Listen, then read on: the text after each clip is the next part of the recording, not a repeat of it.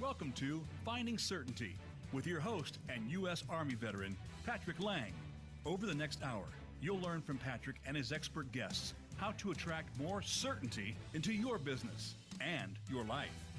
Now, here is your host, Patrick Lang. Welcome to Finding Certainty. I'm your host, Patrick Lang. And whether you're a new listener or a frequent follower, we appreciate your patronage. Thanks for stopping by as we unpack the important topic of certainty. We all know that there is a great deal of uncertainty in the world. We did a Google search recently, and there were tens of thousands of hits in media on the topic of uncertainty just in the last 24 hours. A lot of people are looking for solutions. And on Finding Certainty, we address it and dissect it and discuss it from multiple different angles. Today, I'm very honored to have a special guest with me today, Sir James Gray Robinson, Esquire. Thanks for being here, Sir James. Appreciate you taking the time out of your busy schedule. Oh, I'm honored to be on your show. You're doing some good work there. Well, I really appreciate it. Your expertise fits right into helping create certainty in people's lives. And your story, I thought, was a perfect fit for what we do. Appreciated you being referred to us by our mutual friend, Tony Dreammaker Doty, who I know is your close friend and colleague, and was recently involved in the movie you just had a premiere for a couple of weeks ago, the Beyond Physical Matter. So we'll talk a little bit about that today. He's one of the executive producers, I understand, of the film, and you were one of the cast members. So yes, indeed. Well, I always started out the show by explaining a couple of reasons why I've invited this specific guest.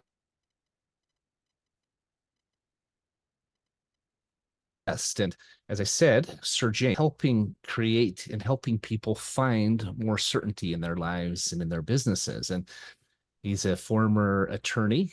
We'll talk a little bit about that part of your life, but a former attorney who made a fundamental shift, a significant shift about 20 years ago, and set out on a path following a period in your career where you were beyond burnout, right? You had a nervous breakdown. You were doing a job you hated, if I'm not mistaken, my understanding, and you decided that you needed to make a change. And that change has really put you on a path that's now blessing thousands of people's lives, maybe even millions of people's lives all over the world. So that's the first reason I wanted to invite Sir James to be with us, because he made a decision to set out on a new path. And whether that's for you a change in your industry, a change in a relationship, a career, or maybe just changing things within your life that make things better, Sir James can most definitely share some insights on that experience. Secondly, because of that shift, that paradigm shift, that change in direction, as I said, Sir James is now blessing the lives of others. And isn't that how things so often go, where we change ourselves and in the process there's ripple effects, and we start to change families and those around us and our communities, maybe even the world. So you're a great example of that, Sir James, and I really appreciate you coming to share part of your story with us. All right, let's jump into this. I always start out by asking you to tell a little bit about your upbringing. Where did you get started? Before you became an attorney, who were you? Were you Jamie Gray Robinson? Were you James at the time? Tell us your story and how you ended up as a successful litigation attorney. I was a third generation trial lawyer. My father, who went to West Point, was an extremely successful trial attorney in North Carolina, and his father was a judge in North Carolina. So I kind of was born with a gavel in my little fist and I was expected to become a lawyer. Whether you wanted to or not, right? Whether you wanted to or not, is that right? Choice. Yeah, exactly. And so back in the, back growing up in the 50s and 60s, it was a completely different culture then about what sons were expected to do and how family dynamics worked. And we didn't have all the psychological knowledge and research into family dynamics that we have now. So it was just expected you do what your father told you to do. I mean, that was how I was raised and what was expected of me. Personally, I wanted to actually, my passion I wanted to be an outward bound counselor. Outward bound is a program where they take adolescents who are misbehaving and take them out into a wilderness setting and teach them fundamental skills to help them go back into society and have a more positive experience. Right. And that really intrigued me, and I wanted to do that. But as I said, my father very dynamically and dramatically insisted that I was going to be a lawyer. So I went to law school, which the joke was I did very well. You would think that if it was something I really didn't want to do, that I wouldn't be very good at it. But as it turned out, I was very good at it. And that was one reason I had a dilemma, because I was doing something that I was against my nature. I'm not a fighter. I like to find solutions. I like to compromise. I like to, find, problem solve. When you're a trial attorney, it's more about the battle. I mean, it's a substitute for warfare, basically. And you're not only are you dealing with the opposing attorney, you're dealing with your client, and you're dealing with your partners, and you're dealing with other attorneys and the judge. And so it was extremely stressful. And back then, people were just expected to white knuckle it and, stiff upper lip and all of that. Right. Grin and Well, bear they it. didn't have any tools to deal with stress. They didn't. Yeah, exactly. And most people making the kind of money I was making just said, well, the money's worth it. One day I'll be happy. If I earn enough money, one day I'll be happy. Well, the problem is one day never comes. And so my problem was that I was so stressed out, I actually became depressed, and that uh, evolved into full-blown nervous breakdown. And I woke up one morning and I just couldn't even go into the office. I couldn't bear the thought of another day trying to convince somebody that they were wrong. And I just didn't have it in me anymore. So I quit practicing law, and I was really motivated to find out what happened to me, because from the outside looking in and on paper, I was extremely successful. I had although I was going through my second divorce, which wasn't pretty. I did a lot of divorce work myself, and so you would think that I could have managed it better, but as it turned out, the attorney my ex-wife chose didn't want to compromise, and so it was a 5-year battle. Wow. Just Well, making offer after offer after offer, and none of them. So it just added to the stress. And, right. Eventually, I just got to the point I didn't want to see another. Right. Anyone who's gone through that can relate, but a 5-year battle, that's a long divorce. I mean, I've been divorced twice. I'm on my third marriage. I think this one's the keeper. It's fantastic. They say third try is the charm, but it is emotionally draining. It's financially draining, et cetera, et cetera. But I want to go back real quick before we get into where you transition to.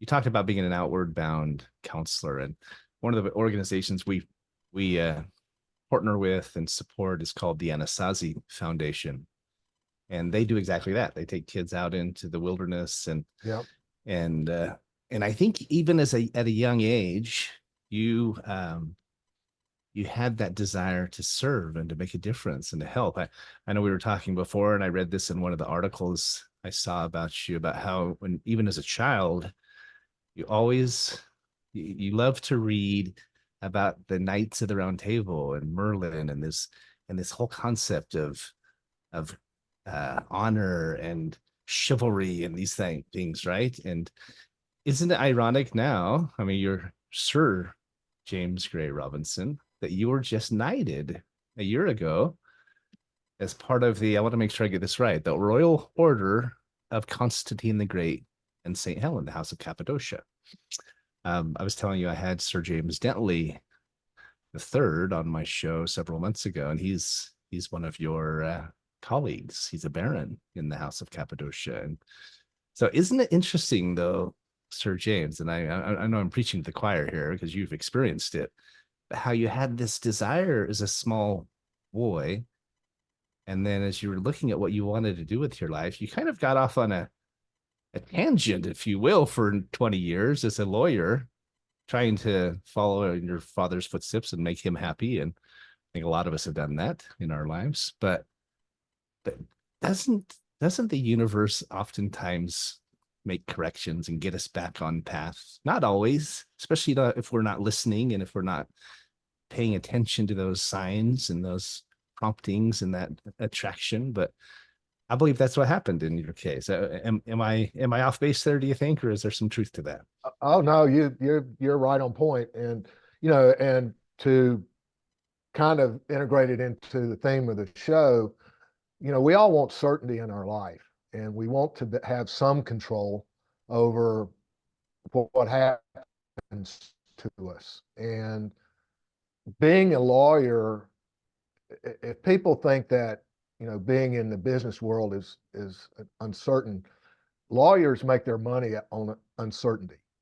And if you're fundamentally hardwired to be stressed by uncertainty, then you're not in a very healthy situation, because you're going to be constantly dealing with surprises, things that don't go exactly as planned or as expected.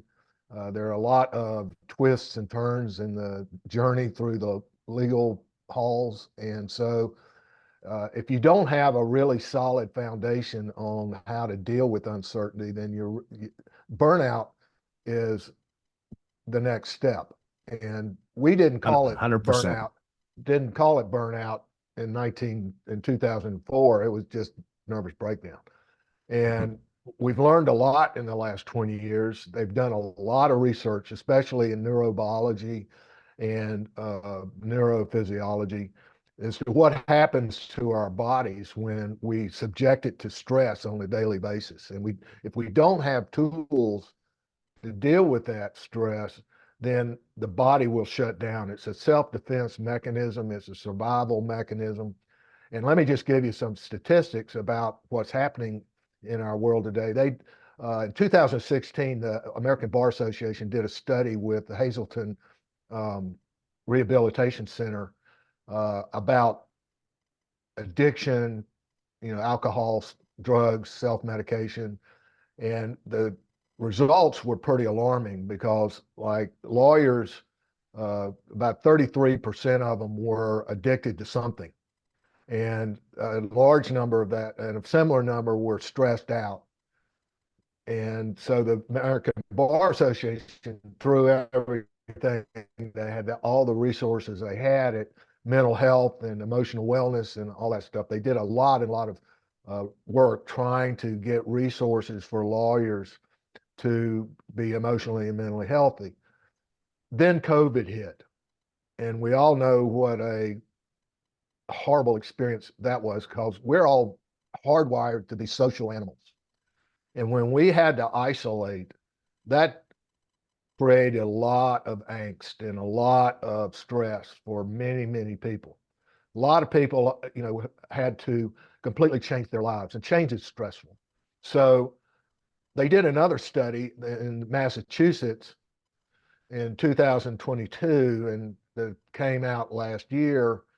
And they found out that 77% of the lawyers in Massachusetts were burned out and they wanted to quit. try to get your head around that number. And so whatever the ABA were trying to do, it wasn't working. And so in 2016, I decided I was going to help lawyers deal with stress. And because of my own personal experience and because of my training, I knew how to help people manage that minefield, MINDFIELD, because it's all up here. It's all what's going on between your ears, and you can manage that. But if you don't know how, then it's counterintuitive, because you just are basically stuck with your own thoughts, and if they're not healthy thoughts, then you're going to have physiological problems, because that has an effect on your body. And so I've been spent the last 7 years, 8 years now, talking to lawyers, giving speeches to the American Bar Association. I give one-on-one sessions with a lot of business professionals who are stressed out and want to learn how to deal with that. So I've drawn upon my experience of having gone through that myself.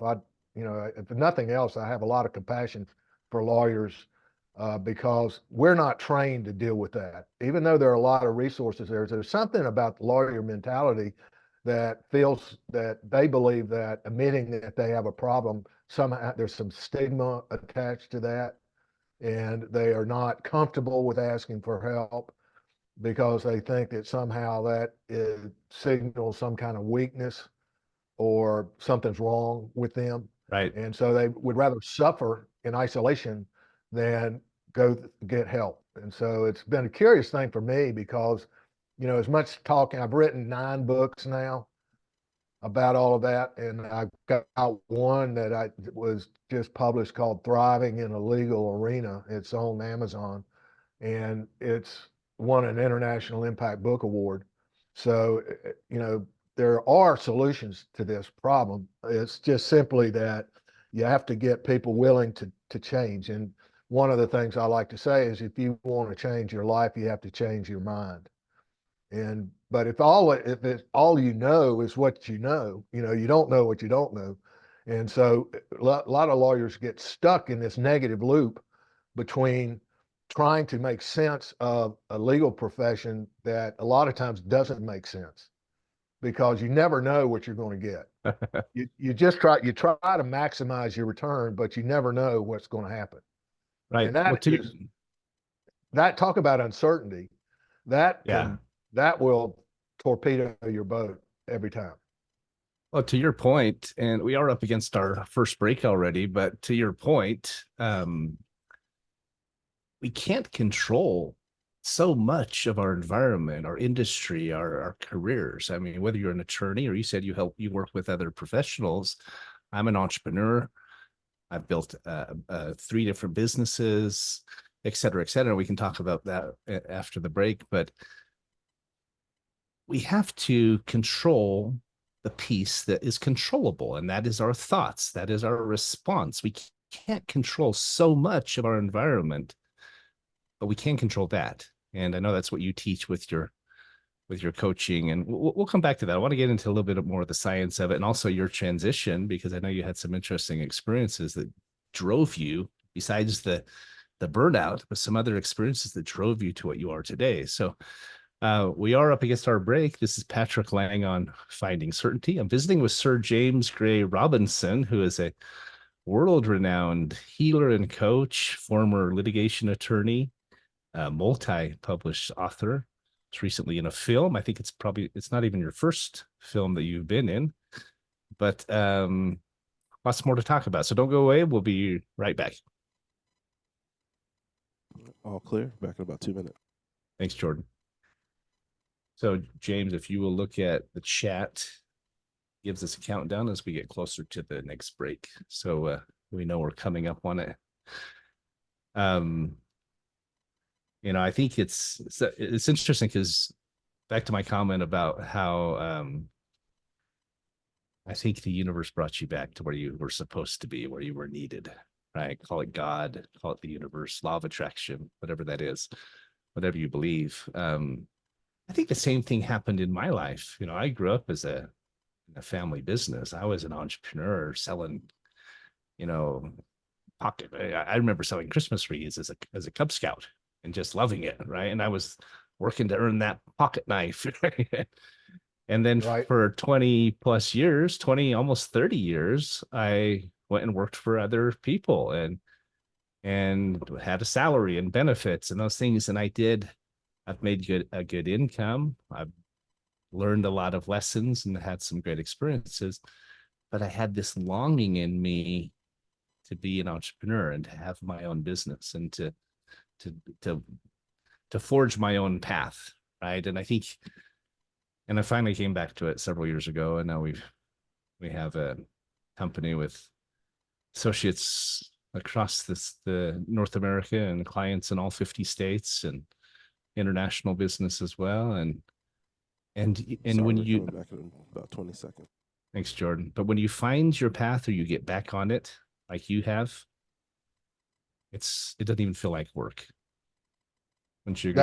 That's a very good analysis of Yeah. what we do to ourselves. Yeah. Because when There we we go. have a There we go. You're listening to Finding Certainty with Patrick Lang. Have a question for Patrick or his guests? Join us on the show at 866-472-5790. That's 866-472-5790. Now, back to the show with Patrick. Welcome back to Finding Certainty. Visiting with Sir James Gray Robinson. He's published 9 books. He was recently in a movie that just premiered a couple of weeks ago called Beyond Physical Matter. And before we go to what you're doing today, let's go back just a little bit more, Sir James, and talk about how you transitioned, because you were a very successful lawyer. You'd made millions of dollars, received all sorts of recognition and accolades, and yet you were miserable. And you decided you needed a change. You just got, whether it was, probably wasn't all at once, but over time, you just got to a point where you said, this isn't working, right? I am not enjoying my life. Now, you were going through a divorce, and that makes it difficult, but I think it was much more than that, right? It was 20 years of doing something that, while it was financially viable, and of course there were benefits, was not what you were supposed to be doing and was not bringing you joy. Now, there's another interesting twist to you becoming a coach and a healer, is that you had your own, several, in fact, near-death experiences. Do you want to talk about that for just a minute? Because that's, I think that contributed to where you are today. And you talk about being compassionate, and you are a healer, and you're helping others in this way. I think some of those experiences you've gone through most definitely contributed. Absolutely.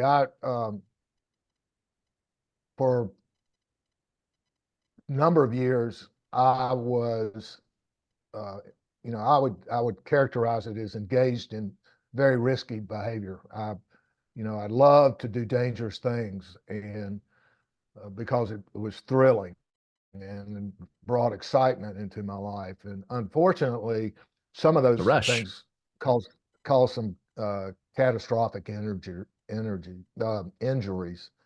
I fell off a building when I was a freshman in college that basically crushed the left side of my rib cage and took half of my face off. That was not a pretty sight. Wow. I used to have a cattle ranch in Montana, and I was I trained horses. That was my job. And I got bucked off of a stallion and landed on my head, and had an out-of-body experience. I played rugby. Talk about risky behavior. I played rugby and had a catastrophic injury to my face. There's a reason my face looks like the way it does, but it's and I was beaten to death twice, simply because I was in the wrong place at the wrong time. Wow. And so all of those resulted in catastrophic injuries. I had out-of-body experiences, similar to what a lot of people report when they have a death experience. And for me, it was when you leave your body like that and you have an experience where you understand that you are not your body, you're not your thoughts, because when your brain shuts down, you're still aware. I Mhm. mean, I had ketamine therapy because of some of these injuries still hurt. And ketamine therapy helps your body deal with chronic pain. And the thing is, it shuts down your frontal lobe, but you're still aware and you're still conscious of what's going on around you, but you don't think, you don't have any thoughts. So I had a number of experiences where I realized that I was the person that I conceived of as myself was different than my mind. There was, in other words, I was not my thoughts. Right. So there's a difference between the awareness and the thinking. So Yeah, many people think of it as the physical and spiritual, or your body and your soul, or your mind and intellect versus your physical biological body. But whatever you call it, there's been so many experiences reported like your own, thousands of them, where people have said the same thing, right? There is a very distinct difference between the two, or two halves, if you will, right? and for me, I experienced my soul standing alone. Experience, well, what is this that is aware of the fact I'm looking down and they're trying to resuscitate me? Mhm. They're beating on my chest and all this kind of stuff. Or I'm in a pool of blood, or, what is looking down? Yeah, Because, and so to me, I characterize that as my soul. That was the yeah, life force that's inside of this shell that is aware. And 100%. My father, just to interject, had an experience during surgery where he left his body and was watching them do surgery on him, standing above him. There was even someone with him narrating what was going on, who he isn't sure who that was, but another personage, another spirit who was telling him what was happening. It was so I'm a big believer in that. I yeah, think a well, lot of us are. my first out of body experience was when I was about um, 8 years old. Really? And Wow. yeah, and so I think that having those experiences periodically through my life, it got me in touch with an energy that most people aren't aware of, simply because they're so focused on living that Mhm. they aren't aware of the fact that there are other aspects to life than thinking. And Well, so, and I know there are a lot of films have been produced and they're almost always focused on the experience, right? What did they see? Who did they meet? The light at the end of the tunnel, all these different experiences. You're doing a film, you're producing one that's coming out. I don't know the date yet, but that's going to be focused on how that experience impacted people. I'm sure you'll be talking exactly. about your own experiences, right? Yep. There's So a lot of literature. There's a lot of uh, anecdotal evidence about what happens when you die. And my own personal belief is that when you have a out of body experience and your brain is shutting down, there's a process by which the brain shuts down. One, there is one part will shut down, then the next part shuts down, and then the next part shuts down. And that's mhm, what creates that tunnel effect, the light at the end of the tunnel. Because when your amygdala shuts down, then your hippocampus shuts down. You experience life without thinking, without thought. Your frontal lobe shuts down. And so you're experiencing basically a life, your parts of your brain that does short term and then long term memory shuts down. And so that's what a lot of people interpret as the end of life review, where you review everything that you remember that happened to you. And that's attributable to the way that the brain dies. So the interesting. it's predictable in a way, and that's why there's so many similar stories about what happens when you die, is because that's the way the brain shuts down, and it has a predictable experience associated with that. So you're always going to get that. Now, what's really curious is what people see and experience when they're in that process. Personally, I think that our subconscious mind, which lives in the reptilian brain, the brain stem and the amygdala, or the medulla oblongata, that is the last thing that dies. And that is where a lot of our memories are stored, where our beliefs are stored. So if you were raised, say, in a Christian environment, you're probably going to have a go to heaven experience. If you're raised in an Arab environment, a Muslim environment, you're going to go to their version of heaven because they have similar stories and traditions about what happens, where souls go when they die. If you're Jewish, you're going to have their version of heaven. So it's your belief systems that kind of determines what kind of near-death experience you're going to have. And they've done a lot of research about this, and it's pretty predictable.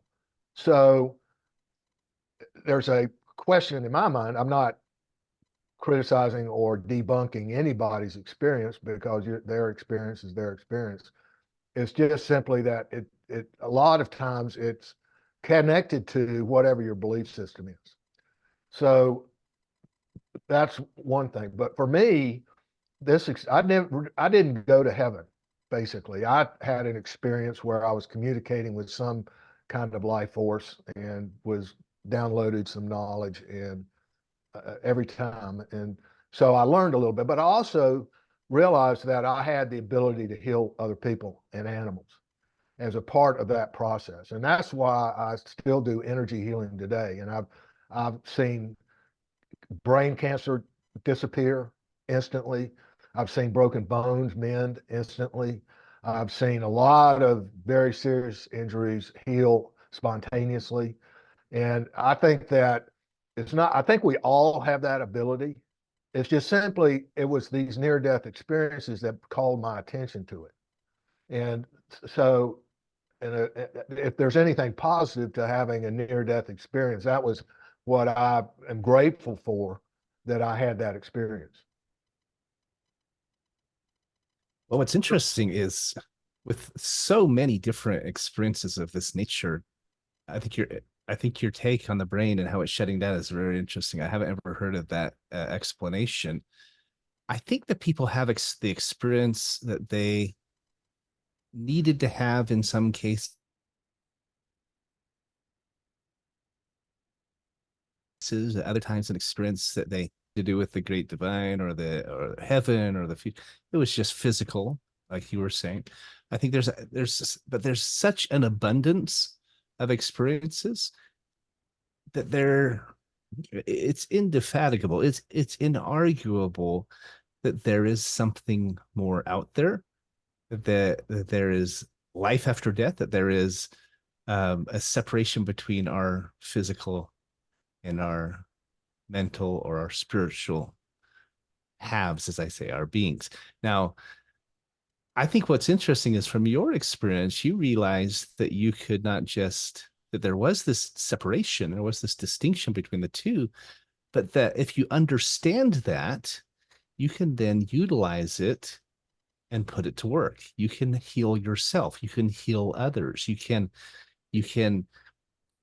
create certainty in your life and make adjustments where so often people feel helpless. I think more often than not, the reason people feel helpless and overwhelmed is they just don't know the answers, right? They don't understand that there are solutions, there are approaches, there are modalities. And I mean, I'm a fan of energy healing because we are made of energy, right? If you understand that, there are most definitely approaches that work.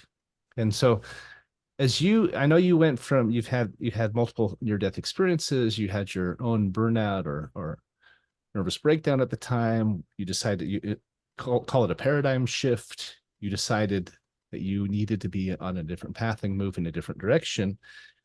And then you started a multi-year education. You started to study this topic, and and in many respects became an expert in healing, in coaching. You've since decided to focus and help attorneys specifically, but what you teach is applicable for anyone. It's not just attorneys, right? It's for professionals, it's for single moms, it's for Anybody that's anybody. experiencing stress. Yes. We Right. all experience stress to a greater or lesser degree. You know, the one thing that is interesting about our brain is that there are parts to the brain we have no control over. It's called the autonomic nervous system. Right. That regulates our bodily functions. Sympathetic, parasympathetic, right? Exactly. And so the good and the bad news is that this activates. This is why we've been able to survive all these thousands, if not millions of years. It's because we have this defense mechanism in our brain that turns on whenever we sense danger. And also other parts of it turns on when we sense safety. Mm-hmm. Now, it's a lot better to be in what's called the parasympathetic. I call that the guru, because that produces all kinds of really nice hormones and chemicals in our brain, in our body, that makes us feel good. It's dopamine, sure. Melatonin, endorphins, serotonin, right? Serotonin, right. Oxytocin. So you want to be in that mode. You want to activate your parasympathetic guru. And there are ways, and I teach people how to do that. If you're in a stressful situation, if you're in a stressful career, you're activating your sympathetic nervous system, which is the fight or flight response. And that pumps adrenaline and cortisol into your system. Adrenaline and cortisol is really good for very short periods of time. It makes you stronger, faster, and you can defend yourself better. Right. You keep from getting eaten by that saber-toothed tiger, right? Right, James? Yeah. The problem is our brain has not evolved from the prehistoric times sufficiently to be able to tell the difference between a mortgage payment and a saber-toothed tiger. So what happens, our brain has the same response to unpredictability and uncertainty that it does to physical predators. And the problem is when you are exposed to that state, when you're in that state for a lengthy period of time, is very bad for your body. Because adrenaline and cortisol makes you fat, it makes you stressed out, it tears down your immune system, and it makes you a nervous wreck. So if you don't know how to turn off I call that the warrior. If you don't know how to turn off your warrior and turn on your guru, you're going to have a problem. And the reason our body shuts down, why we burn out, is it's a defense mechanism against that sensory overload. So that if we're in a warrior state for too long, our body shuts down to protect itself. And that's burnout. So right. I teach if we don't people, give it a break, it gives us a break, right? Exactly. It's just like a circuit breaker flipping. And there's nothing you can do about it other than enjoy the ride. So I teach people how Sir to James, do that. I'm gonna cut you off right there because we're into the next break. We've got to go to break. But okay, when we come back, let's talk about what you do and how you're helping your clients to overcome this, because you're exactly right. It's stress that keeps that sympathetic system firing on all cylinders. It keeps the cortisol and the adrenaline just flowing nonstop. And I think your example of a circuit breaker is perfect, because what happens when our electrical system gets overloaded, right? Those breakers flip. And I've seen it in my own life. When you come back, I want to share something with you, but we are up against our break. So don't go away. We'll be right back, and we'll wrap up here with Sir James. All clear, back in about 2 minutes. Thanks, Jordan. I think we might be having some lags on internet because I try to interject and I don't think you're hearing it. There's about a half a second. Yeah. I don't know if it's my connection, but you freeze a couple of times, and so there's a little bit you have of as that well. going on. Yeah. So anyway, this might be that hotel Wi-Fi is not the best. Yeah. I was gonna Um, say you might be because you're on the road. You're in California right now. Is that yeah, right? Working yeah, on the movie. exactly. Any idea when it's going to be coming out? End This of new the one? year. Hopefully the end of the year. Okay. Yeah. Well, actually, we've got another one coming before that. We've got one that's in post production. They're doing all the editing on it. It's called Beyond the Mastermind Secrets, and it's about the power of mastermind groups. Mm, Because I think a lot of masterminds are getting really popular these days, they but are. people really don't know what's good or bad about them. And so we made a movie that talks about how powerful they are, but also talks about how to spot a bad one. And Interesting. because people are charging a lot of money to be in their mastermind group, and their people are not getting their money's worth. So we are talking about how to tell if there's a good one, if it's effective, if it's um, be worth the money, and what to look out for. Because I've seen people spend All right, coming back thousands in and thousands 10. of dollars, and they don't get anything for it. Right. I have a lot of insights on that myself. Here we come. Well, You're listening to Finding Certainty with Patrick Lang. Have a question for Patrick or his guests?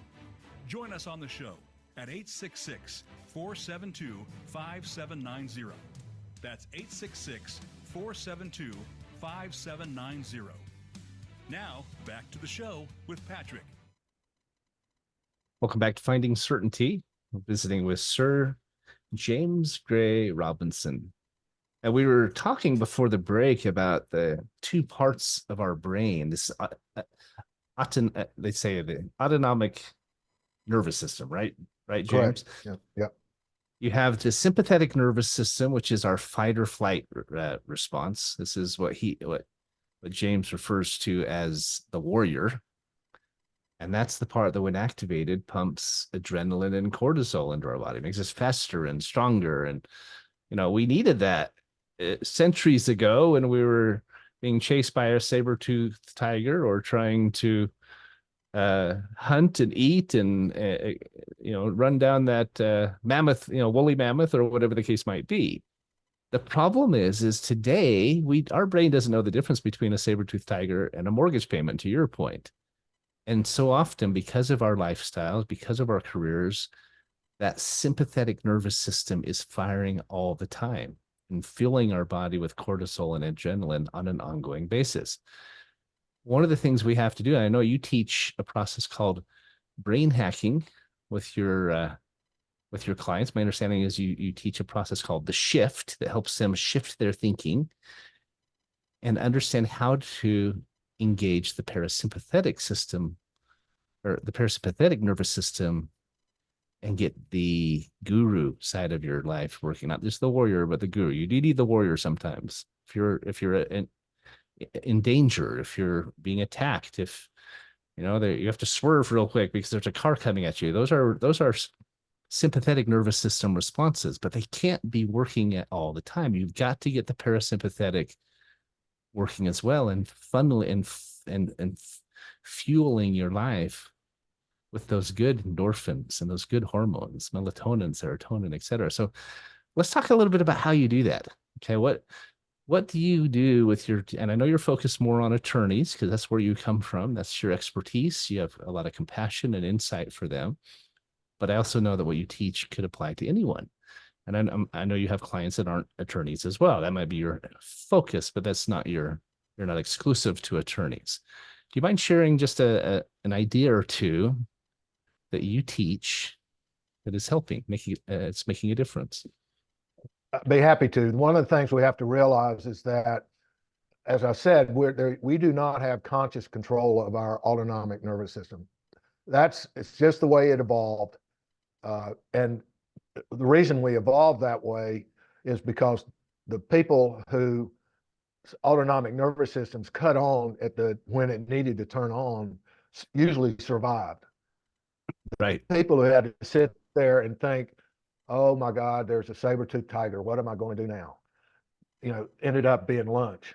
And so it was the ones that their autonomic nervous system just by trial and error. We developed these autonomic nervous system, and that's who survived. So we have this structure in our brain that turns on whether we want it to or not. There are things that we can do physically that will shut off the warrior and turn on the guru. Dr. Stephen Porges, Porges, had developed over the last 20 years. I mean, ironically, we didn't know this when I had my nervous breakdown. So knowing this today wouldn't have helped me 20 years ago because nobody knew about it. But we have a nerve that goes from the back of our head all the way down into our torso that's connected to all our internal organs. It's called the vagus nerve. And the vagus nerve, when the warrior turns on, the vagus nerve turns off. In other words, what happens is when the warrior turns on, all of our energy, all of our resources goes to our muscles, and digestion shuts down, our frontal lobe shuts down. That's why we don't make very good decisions when we're in warrior mode. So if you're stressed out, you're probably making bad decisions, which will contribute to your stress. So what you have to do is you have to activate your vagus nerve in order to turn on your guru. It's a reverse process. And there are things you can do. I'll give you a couple very quickly that sound counterintuitive, but it works instantly to turn off your warrior and turn on your guru. First one is, and this one sounds too simple to be true, but they've done a lot of research on this and it absolutely works, is smiling. If you smile, you're activating facial nerves that are connected to cranial nerves, which are connected to your vagus nerve. And so when you smile, you're activating your vagus nerve. And so if you're in a stressful situation, just smile. If you think about it, if you walk into a room and there's a frown on your face, you're stressed out, how are people going to react to you? They're going to be repelled, basically. Their defense systems are going to say, danger, danger. There's a guy walking in here who's obviously unhappy, and I don't want to be around him. So, and what happens when you walk in and you're smiling and you're having fun? What happens? You attract those people to you. They want to be around you. They want to be near you because you're giving off a completely different energy when you're smiling and having fun. And it's kind of like, that old saying, fake it till you make it. That doesn't work on the warrior mode, but it does work when you are smiling to turn off the warrior. And so you can get into your parasympathetic system. Your digestion turns back on, your frontal lobe turns back on. You can breathe deeply and start having rational thoughts again. You can problem solve, you can connect, you can communicate, and you can have a happy life. But it's impossible to have a happy life if you're in warrior mode. It just doesn't, your body doesn't work that way. So, Well, James, Sir James, I've heard that our mind does not know the difference between real and make believe. That's why where the power of having goals and vision boards. And I know or John Assaraf is one of your co-hosts in the Beyond Physical Matter. He's a big proponent of having a vision board and of reading your goals out loud in present tense and reading them the first thing in the morning and reviewing them the first thing at night, because your mind hears these things and it doesn't distinguish between something that happened 50 years ago and something that's happening today. It doesn't distinguish between the present and the future. It's all present to your mind. And so I think there's a lot of truth to that. I know another thing you talk about is if you hum, right? Or if you sing, that along with the smile, that's something that activates that parasympathetic. That's why there are many religions that chant mantras and sing hymns and things like that. Isn't that right? Yes, our vocal cords are right beside the vagus nerve. And so when you're using your vocal cords, you're activating your vagus nerve, which makes you feel, that's why we sing in the shower. That's why we sing in our car. even if we're horrible singers, that makes us feel better. And It when we does. activate the vagus nerve, we're turning on that part of the brain that pumps out the melatonin, serotonin, oxytocin, endorphins, et cetera, makes us feel better. And so it works instantly. So Amazing. when people, you just have to remember to do it. That's the trick. You have to form a habit of doing these things on a regular basis so that, a lot of times we're activating the warrior and we don't even know it because we're so used to it that it actually feels uncomfortable when we turn it off. And Right. that's why a lot of people get addicted to adrenaline and cortisol because it's a very powerful drug and they get addicted to that rush, that excitement, without realizing that it's very detrimental to your health. It compromises your immune system. You start putting on weight because that's one thing your body does in times of stress, because it can't tell the difference between business stress and famine, for example. And what happens when in famine? People start putting on fat in order to survive the famine. It'll Right. take every spare calorie and turn it into fat. And that's why people who are stressed out and have a lot of cortisol in their system can't lose weight. They have a gut, in other words, and that's a famous cortisol gut. And so in order to lose that weight, you've got to change your frame of mind. And that's where turning off the warrior and turning on the guru not only will help you calm down and problem solve, it'll also help you lose weight. I'm actually I'm writing a book right now called Spiritual Nutrition. We talk about all of that. So it's, to me, it's almost sounds too good to be true to be able to shift everything like that instantly by doing something as simple as singing or smiling.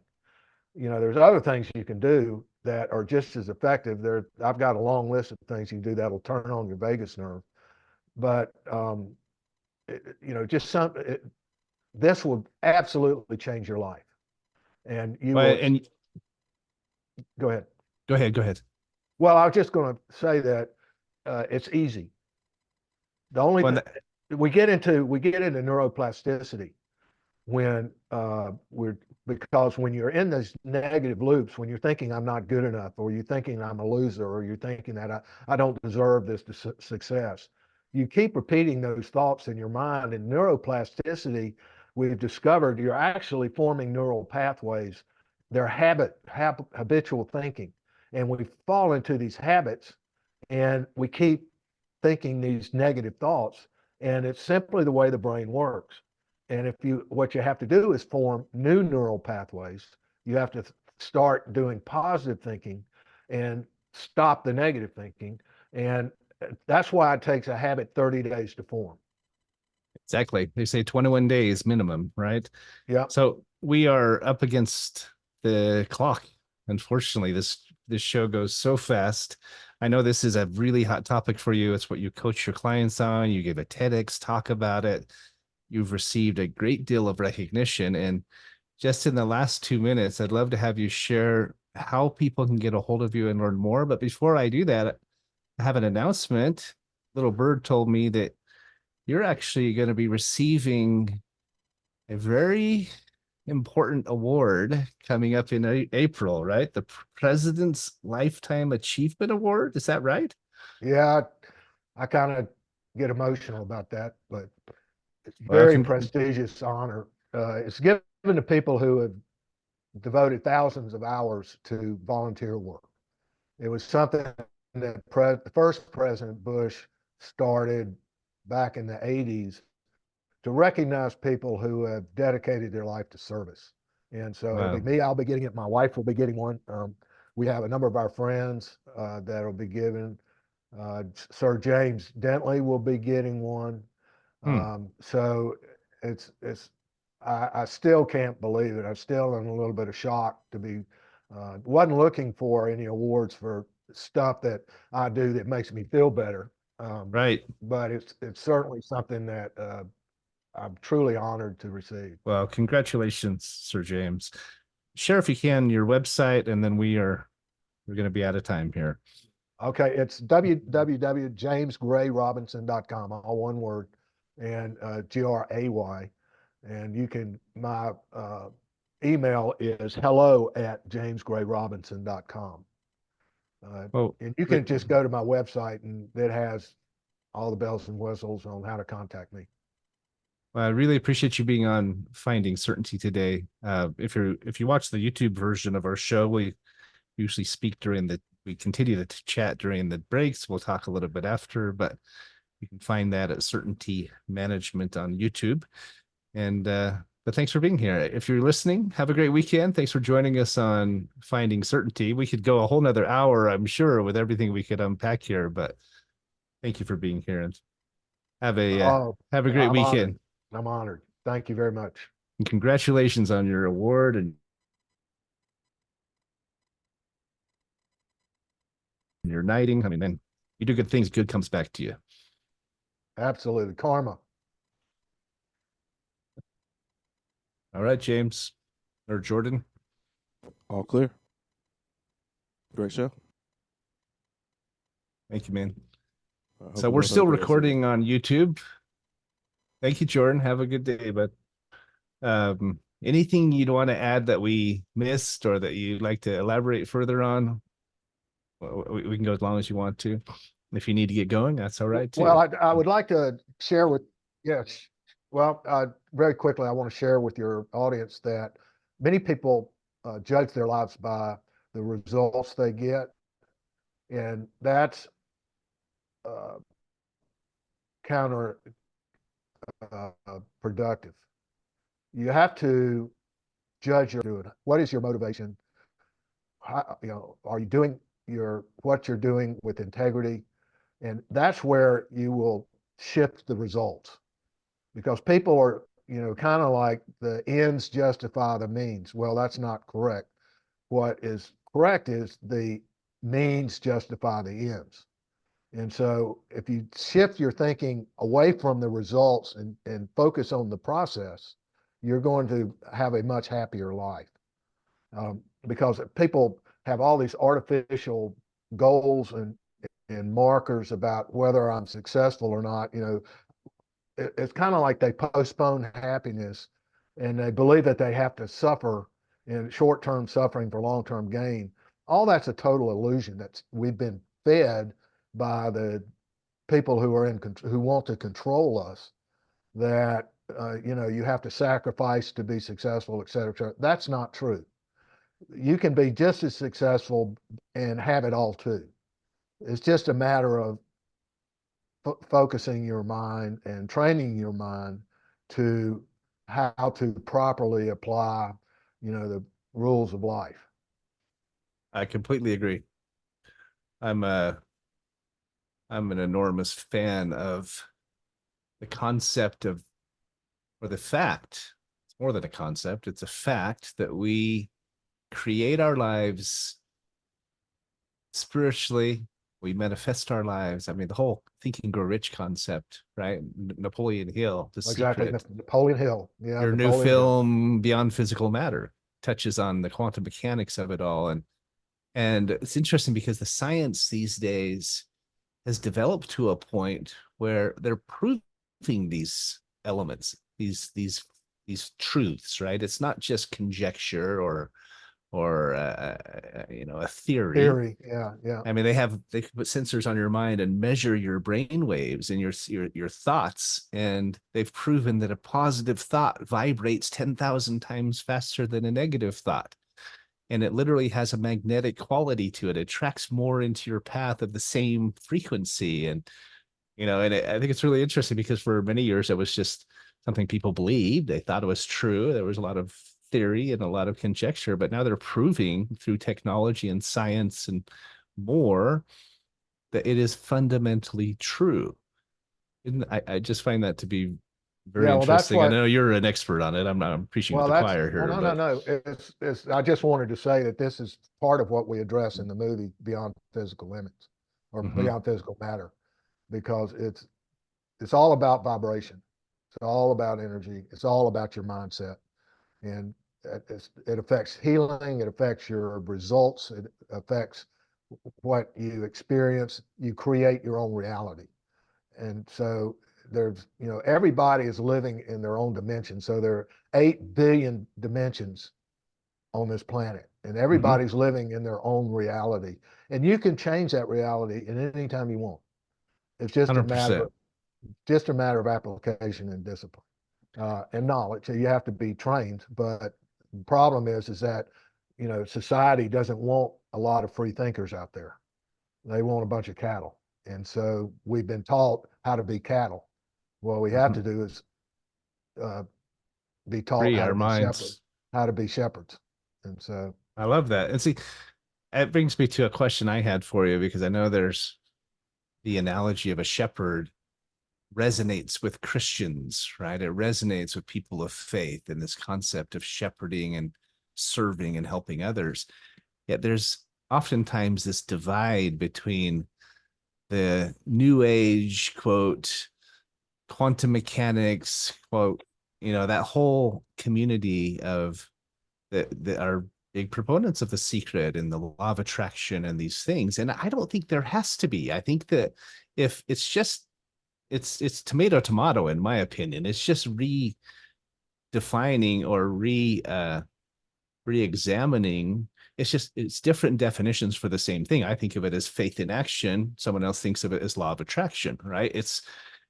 Do you agree, or do you think there's a bigger divide here than I think there needs to be, or that no, I think there exists? those are all valid interpretations of what we perceive. The thing is, most people don't understand is that everything we perceive, we actually created. If you perceive it, you created it. And so we don't really understand sometimes, well, if something's happening that we don't like, then how could I possibly have created that? Well, it's just truth is that you wouldn't be experiencing it if you hadn't created it. That's just one of the fundamental laws of the universe, is Right. that we are all creators, and whatever we experience, we create. And that's why you can change your reality by changing your mind. And so it's all I, about mind control. I remember a class I took in college. It was a family science class and some psychology mixed into it. And they gave an example of two employees who were sent home from work because they were contagious. They had some sort of, flu bug or something, and it was spreading through the whole company. And so they said, "You've got it. You need to go home for 2 weeks. We're going to try and stop the spread of this whatever, this disease." And one of the employees thought, "I can't miss 2 weeks of work. I mean, they're paying them to be home, right?" He said, "I've already got a full inbox. I've got deadlines. I can't miss 2 weeks of work." And so he goes home and is miserable for 2 weeks. The other employee, same inbox, same workload, same deadline, said, "Sweet." Yeah. I've needed a break. They didn't say I can't go fishing, right? And he goes home for 2 weeks and recharges his batteries, enjoys this time off, catches up on projects, and comes back totally refreshed and invigorated and goes back to work. The other one is miserable, comes back depressed, discouraged, overwhelmed.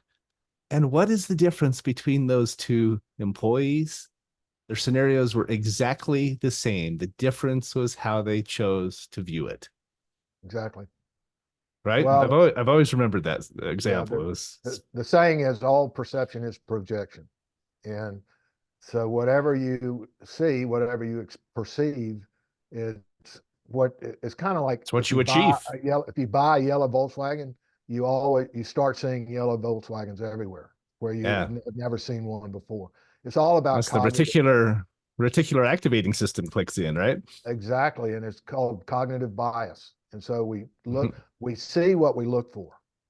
And so if you're looking for negative stuff, you're going to find it. If you're Every looking time. for positive stuff, you're going to find it. So you can create what your experience is.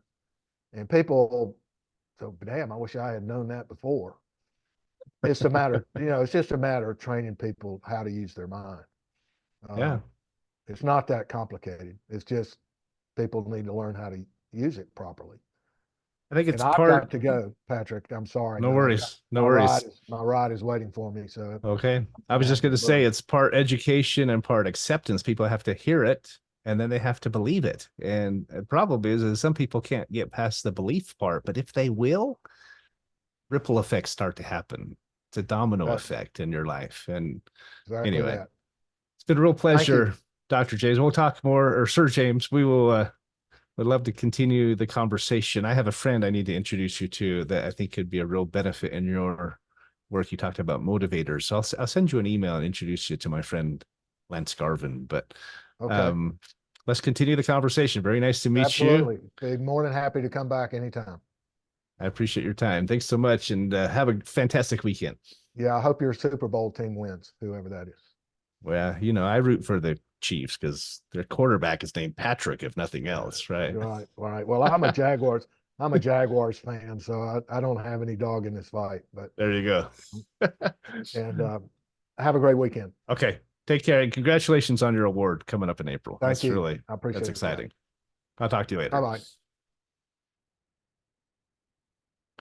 Well, that was interesting. Everybody has different perspectives and different beliefs, different definitions, different interpretations.